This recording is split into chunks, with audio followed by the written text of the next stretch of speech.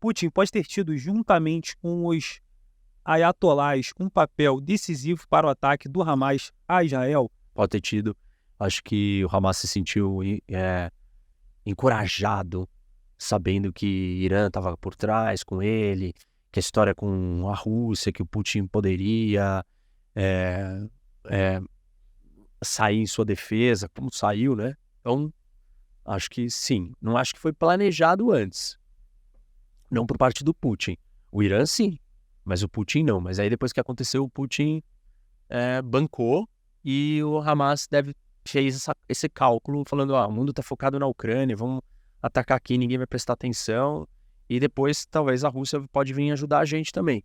Acho que isso passou na cabeça do Hamas.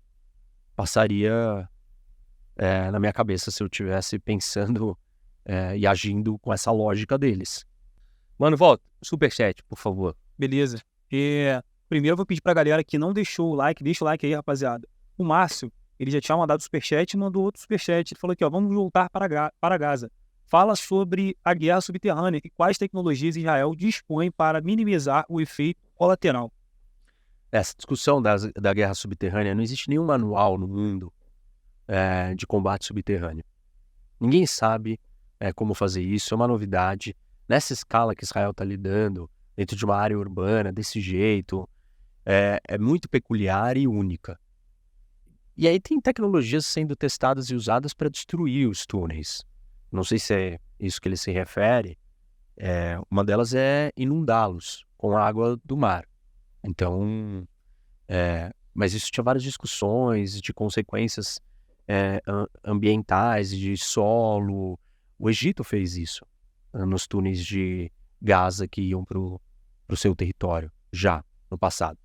Outra é simplesmente explodir, né? Destruir o túnel. Enfim, tem um monte de coisas. Israel fala sobre essas tecnologias, ou se fala muito que existem tecnologias avançadas. Ninguém sabe exatamente o que é.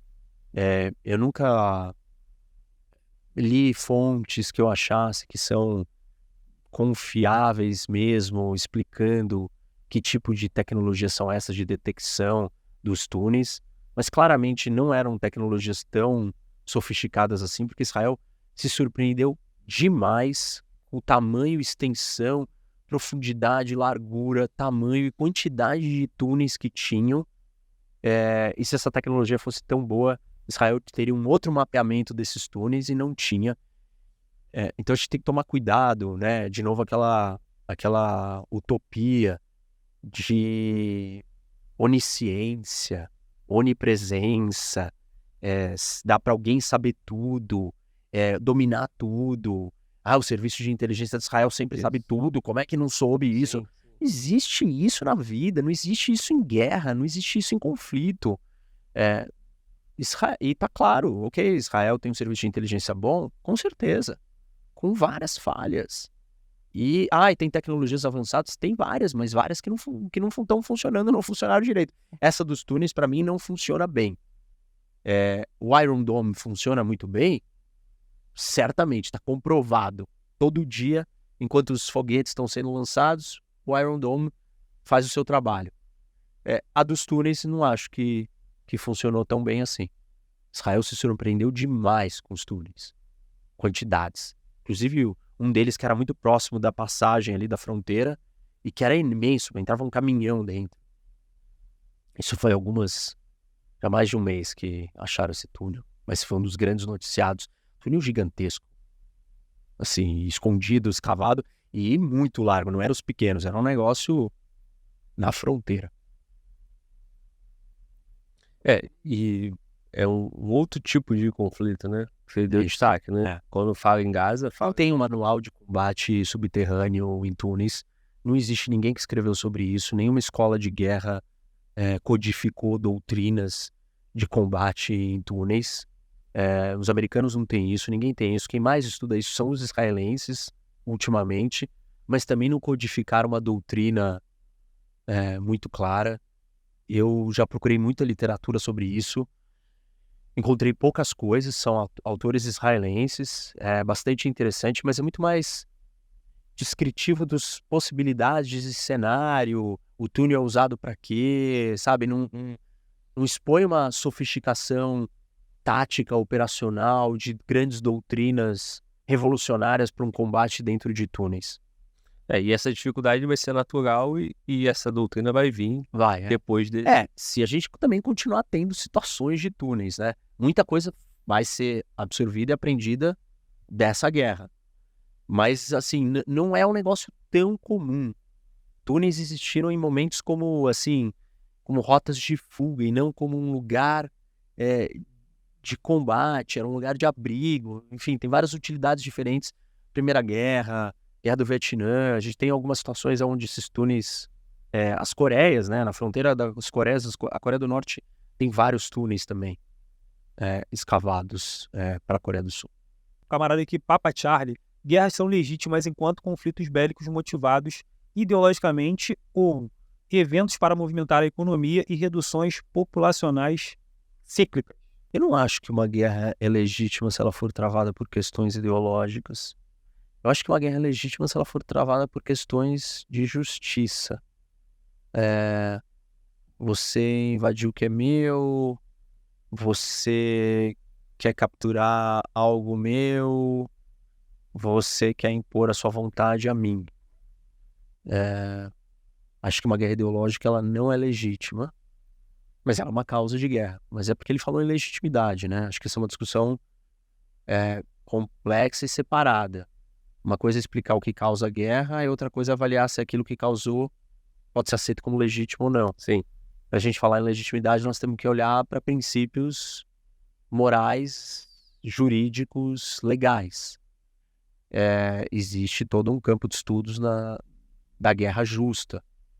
O que é a guerra justa? Quais são os critérios e tal? E envolvem esses elementos. E aí tem outras discussões que são se a guerra é moralmente correta. Eu acho que a única possível avaliação sobre legitimidade são sobre essas óticas. Agora, diminuição de população me parece um negócio... Qual é a base legítima de eu diminuir uma população, matar gente porque tem gente demais no mundo? Isso me parece nada legítimo. Ao contrário, me parece uma grande atrocidade para justificar sei lá o quê. Porque, inclusive, países enfraquecem quando a sua população diminui. Então, eu não acho que um país quer diminuir a sua população é um enfraquecimento da nação.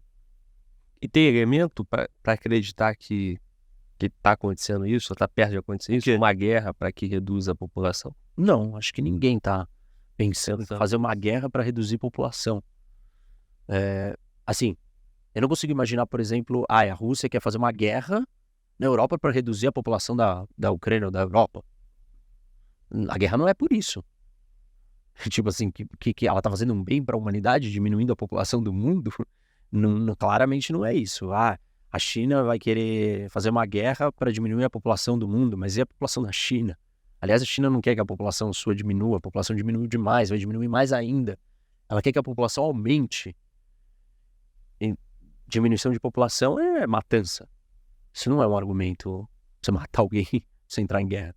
Teve também o superchat aqui do Pablo Maica. O que o professor achou da declaração do Trutnev sobre a Rússia ser a verdadeira dona da ilha da Noruega, a ilha de Svalbard? Acho que, sei lá, é o comportamento padrão do Putin, das outras coisas que a gente debateu aqui, que a noção do que pertence à Rússia ou que existe no mundo assim, os outros países eles são apenas marionetes ou ferramentas para as vontades da Rússia. O Henrique mandou aqui, boa noite, professor. Na sua opinião, quem explodiu o Nord Stream? Nord Stream foi a Rússia, né? Vai no meu canal e assiste um vídeo, a maior sabotagem da história, que eu conto exatamente o que aconteceu na sabotagem. Eu não vou te contar o que é, você vai ter que assistir, porque o vídeo é muito bom e tá bombando e é uma baita história louca. Quantos minutos, aproximadamente? Eu acho que tem uns 30. Aí. Mas é gostoso, a história é envolvente, você fica... É curiosa, ela é muito louca. Não, é uma grande operação. E se tu for responder aqui, talvez não vai estar com a riqueza. É legal ouvir a história, como que ela aconteceu. Muito bom. Big Boss Brasil. Como diminui o poder da China no Brasil se ela já comprou boa parte do parlamento brasileiro? Qual seria a solução? O Brasil olhar para os interesses da nação, né? Esses parlamentares ou os legisladores que se venderam, se pensarem primeiro no país deles. E o resto que não se vendeu, trabalhar para encontrar alternativas. E assim, não estou falando de nada confrontacional, estou falando só de uma estratégia mesmo. O Brasil precisa ter alternativas à China. O Davi Fernandes. Professor, li a Rota da Seda Digital e me chamou a atenção, me assustou o poderio tecnológico da China. Poderia comentar sobre? O poderio tecnológico da China essa é uma das grandes fronteiras de disputas do mundo, né? Assim, quem dominar a tecnologia mais avançada vai ter uma vantagem geopolítica muito grande. E a China está focada nisso. O que ela quer é isso. Ela quer ganhar essa fronteira do conhecimento, da tecnologia. Os Estados Unidos está fazendo de tudo para impedir que a China tenha sucesso nisso com sanções de tecnologia contra a China, proibindo a venda de semicondutores e uma série de coisas. A China está tentando construir os seus próprios. Não acredito que ela vai dar esse salto tão rápido. Ela ter tecnologia no geral não é ela ter as tecnologias mais avançadas dos semicondutores melhores e da inteligência artificial melhor. Também teve o superchat do Gustavo, novamente. Aí ele fala que no cenário ditatorial é possível que mudem a Constituição para permitir que comecem as invasões como está sendo com as atuais ditaduras. A Constituição da onde? Eu acredito que ele esteja falando aqui do Brasil, né? Mudar a Constituição do Brasil? Ele já mandou dois. Mas eu não entendi o que ele quer. Ele tá achando que tem que mudar a Constituição do Brasil porque tá tendo invasão da Rússia e da China no outro lado do mundo? A pergunta dele... Como que ele chama? É o Gustavo. Gustavo, mas eu não entendi. Por que você quer mudar a Constituição? O que isso vai fazer pelo Brasil? Pelo que eu entendi da pergunta aqui, confesso também que eu achei estranho, mas parece que a pergunta dele é que se a gente poderia mudar a Constituição para que o Brasil também possa invadir algum outro país, assim como esses países estão fazendo. Nossa. Para o Brasil invadir, o obstáculo primeiro não é a Constituição. O obstáculo é a gente ter força militar para invadir alguém. E a gente não tem. Então, e assim, quem que nós vamos invadir? Vamos fazer o quê? E quem é que quer invadir? O Brasil não consegue, conquistar o nosso território, não consegue dominar o morro no Rio ainda. Então a gente não vai conseguir invadir ninguém, nem dominar ninguém. A gente não está conseguindo dominar o nosso próprio território. A gente não tem o domínio e o monopólio do uso da força no território nacional brasileiro. Tá, e se ele está se referindo a mudar a Constituição para ter arma nuclear? Que o pessoal do chat está falando em relação a isso. Bom, talvez seja essa a intenção. A gente precisa conseguir ter a arma, não adianta só ter a autorização para ter. A gente tem a capacidade para ter a arma? Não acredito. Não acredito que nós temos a tecnologia, o dinheiro, o recurso, a estrutura para fazer isso acontecer no tempo que tem que ser. Vai falar que vai demorar 40 anos, acabou. 40 anos já é a quarta guerra mundial a gente vai estar. Novamente, não é o texto condicional que vai definir isso, né? Não, tudo bem. Acho que assim, pode chegar uma hora que o texto possa ser necessário, mas acho que tem várias outras discussões anteriores ao texto da Constituição que a gente consegue, a gente quer, para que a gente quer, qual a utilidade disso, entendeu? Talvez a interpretação dele é que o texto já limita até o pensamento, né? Porque é incondicional, e aí não poderia. Eu acho que ninguém vai discutir a mudança do texto se não tiver uma razão. E aí, talvez ele está falando a razão das invasões, mas aí contradiz o que eu acho que ninguém quer invadir o Brasil. Sim. Porque o Brasil está muito longe e o que o Brasil... Tá bom, o Brasil tem riquezas naturais, mas... quem é que vai vir chegar aqui e invadir? Não consegue invadir os Estados Unidos? Vai invadir o Brasil por onde? E aí caberia o conhecimento militar no parlamento para trazer essa preocupação para o parlamento mas a Constituição, eu acho que eu não acho que o debate precisa da mudança da Constituição para existir. O debate existe no Japão e não existe mudança da Constituição. Porque é um debate da sociedade antes de mudar a Constituição.